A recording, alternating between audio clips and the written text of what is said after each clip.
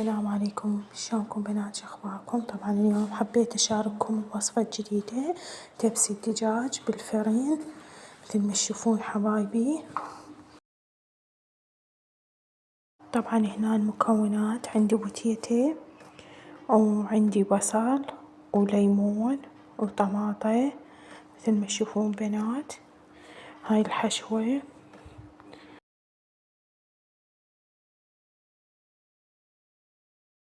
هنا بنات تبلت الدجاج ملح وليمون دوزي وبهارات، وعندي كرفس طبعا هم ضفتلها. طبعا قليت البوتيتي.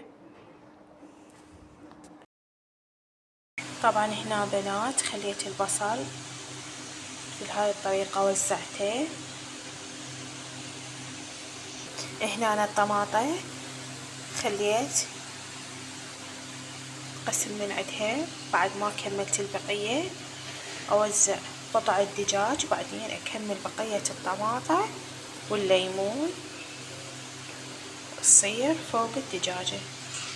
مثل ما تشوفون بنات راح أوزع قطع الدجاج بهاي الطريقة.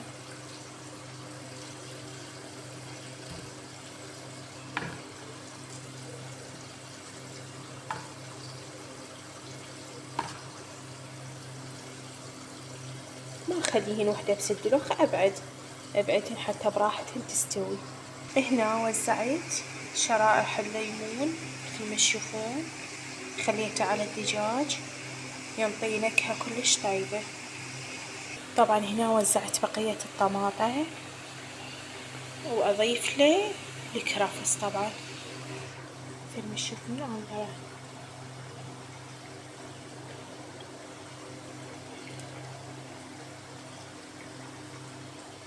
بهاي الطريقة أوزع الكرفس.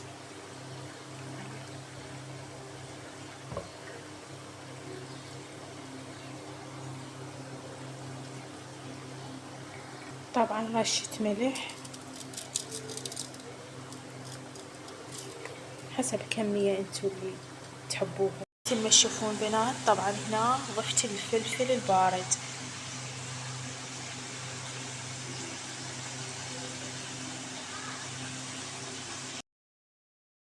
هنا بنات شغلت الفرن بس على التحت على درجة يعني هادئة، خليته بالفرن. سهمكم العافية.